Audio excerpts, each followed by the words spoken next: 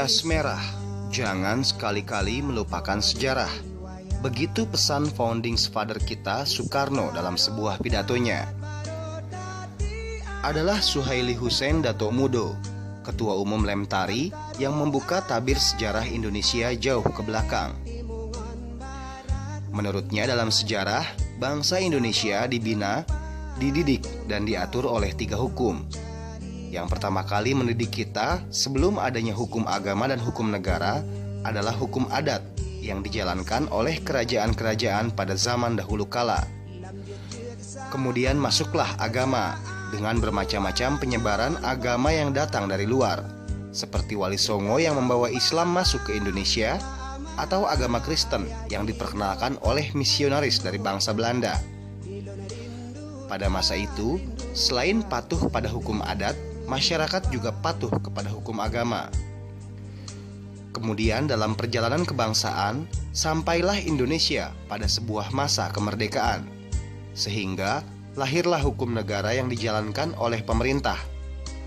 Dan dalam perjalanan sejarahnya, ada 3 hukum, yakni hukum adat, hukum agama, dan hukum pemerintah yang diadopsi dari hukum Belanda yang mengatur, membina, dan mendidik masyarakat Indonesia hingga saat ini. Namun dalam realitasnya, masyarakat kita sudah jauh dan melupakan hukum adat sebagai bapak kandung hukum di Indonesia. Di sisi lain, masyarakat cenderung taat dan patuh kepada 2 hukum lainnya, yakni hukum agama dan hukum pemerintah. Padahal ada sebuah peribahasa Indonesia yang disebut tali yang berpilin 3, yakni hukum adat, hukum agama, dan hukum negara yang dianut oleh masyarakat Indonesia. Untuk itulah, Lembaga Tinggi Adat Republik Indonesia atau Lemtari dilahirkan, agar masyarakat kita tidak kehilangan induk dan kehilangan jati diri kita sebagai sebuah bangsa yang beradab dan beradat. Atas pertanyaannya, kita terus terang, bukannya beberapa hari ini dan beberapa minggu terakhir ini kita lagi diet-dietnya melaksanakan audiensi dengan beberapa kementerian juga instansi lain. Maksud dan tujuan kita bersilaturahmi dan audiensi dengan para kementerian dan instansi lain itu dalam rangka memperkenalkan keberadaan Lemtari. Sebagaimana yang kita ketahui bersama, Lembaga Tinggi Masyarakat Adat Republik Indonesia ini yang kita singkat namanya Lemtari ini adalah merupakan satu-satunya lembaga adat secara nasional yang baru tumbuh. Jadi dengan barunya barang ini kita perlu memperkenalkan masa ini lembaga ini adalah lembaga adat secara nasional. Itu juga supaya kita ketahui kronologis berdiri dan keberadaan Lemtari ini dikarenakan telah banyak di daerah-daerah lembaga-lembaga adat secara kabupaten provinsi di Indonesia. Namun secara nasional lembaga adat ini belum pernah ada lagi. Itu perlu kita sosialisasikan, memperkenalkan masa lembaga adat ini adalah lembaga milik kita bersama dari kita.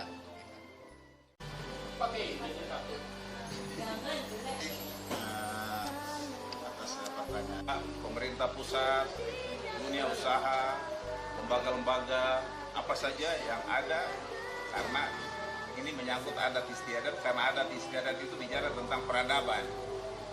Ya, kalau budaya oke lah, itu mungkin kebiasaan budaya setiap daerah beda-beda. Tapi kalau sudah bicara adat istiadat, manusia itu diatur oleh peradaban. Kalau peradaban itu biasanya nilainya itu sangat tinggi, ya, karena itu menyangkut bagaimana itu menghormati orang, ya. Kita punya adat kebiasaan itu kan bagaimana kita menjamu tamu atau kita berbicara dengan setiap tingkatannya, orang tua kepada anak seperti apa, anak kepada teman seperti apa, anak kepada orang tua seperti apa. Nah, jadi itu adat istiadat itu penting.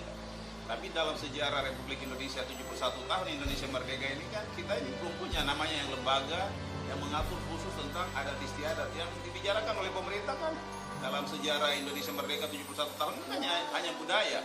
Itu sebabnya budaya sebentar di pendidikan ditaruh, sebentar dia geser di pariwisata.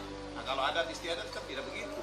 Nah, itulah Lemtari hadir untuk ya kita mengakomodir. Seperti tadi Ketua Umum bilang bahwa karena lembaga-lembaga di daerah sudah ada, di tingkat nasional kami bentuk wadah untuk mengakomodir itu. Lalu kami sosialisasikan kepada pemerintah supaya kalau bisa itu ada lembaga yang khusus mengatur atau mengurusi adat istiadat. Bukan hanya budaya. Kalau budaya seputar pindah di pendidikan dan kebudayaan, seputar geser di pariwisata. Itu yang kenyataan kan di tata negara kita, di kementerian kita. Kalau adat istiadat kan tidak ada. Padahal kami jelaskan kepada kementerian, sebelum Indonesia merdeka itu yang berkuasa siapa? Adat. Sampai sekarang pun orang adat itu ada, dan sampai kapanpun Republik ini tetap adat istiadat itu ada. Nah, itu sebabnya kami hanya mengingatkan kepada pemerintah yang ada, ya janganlah lupa jati diri kita, karena adat itu bicara jati diri bangsa Indonesia asli, Sabang sampai Merauke. Nah, kalau ini kita lupakan, berarti kan kita membiarkan harga diri kita diinjak. Jangan kita marah sama orang luar ketika mereka masuk, karena mereka masuk dengan berbagai cara, karena jati diri kita, ketahanan kita sebagai bangsa ini kan rapuh. Itu sebabnya ya kami hanya meminta supaya ya kembalilah kepada jati diri bangsa yang asli, yaitu adat istiadat, karena itu hidup dan berkembang dan sampai kapanpun.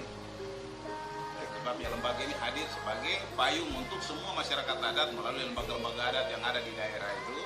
Jadi kalau di partai politik mungkin partai itu dia betul di pusat dia membesarkan organisasi sampai ke bawah. Kalau lembaga adat itu tidak perlu, karena mereka di bawah sudah ada. Hanya kami jadi payung di atas supaya ketika mereka misalnya ada masalah, ada aspirasi, boleh mereka salurkan ke kami. Kami lah yang membantu memfasilitasi, mengkomunikasikan itu. Contoh begini, di setiap daerah itu kan perusahaan-perusahaan hak wilayah hadir. Kan banyak masalah mereka buat dengan masyarakat. Tapi masyarakat kan lemah, posisi lemah. Karena apa? Perusahaan itu dia datang, dia karena punya modal, dia datang urus izin di pemerintah pusat. Setelah dia kantung izin, dia ke bawah, gampang. Dia pakai tentara dan polisi. Ketika masyarakat berhadapan dengan cuma dengan andalkan pedang, dengan ini, apa kayu, yang gak kuat lah. Ada tentara dan polisi yang juga saudaranya sendiri. Jadi antara kita dengan kita diadu. Nah itu contoh. Nah ini kita tidak mau biarkan seperti itu, bahwa kalau memang itu fakta bahwa masyarakat adat dengan wilayahnya, dengan tatanan adatnya sudah hidup sekian lama di situ, sampai orang-orang tua mereka juga ikut berjuang untuk Indonesia ini merdeka. Kok masa sekarang kok diinjak-injak? Itu kan salah. Nah, karena hal yang salah kita ingatkan melalui Lentari ini. Kami hadir dari berbagai daerah ini, dari berbagai suku, berbagai latar belakang ini. Kami hadir di tingkat nasional untuk mengingatkan bahwa tidak boleh lagi kita itu menggadaikan harga diri kita atau jati diri kita yang asli. Suka atau tidak, Indonesia sudah kehilangan satu generasi, di mana generasi yang ada saat ini sudah melupakan dan meninggalkan adat istiadat bangsa sendiri dan mengadopsi budaya dan adat istiadat milik bangsa luar. Karenanya, Lemtari dengan gencar melakukan sosialisasi dan audiensi dengan berbagai lembaga kementerian dan pemerintahan agar lembaga tinggi adat Republik Indonesia ini dikenal dengan baik dan dapat menjalin kerjasama baik taktis maupun strategis dalam rangka mengembalikan marwah adat istiadat kita sebagai bangsa. Selain mengadakan audiensi dan sosialisasi, keberadaan Lemtari sebagai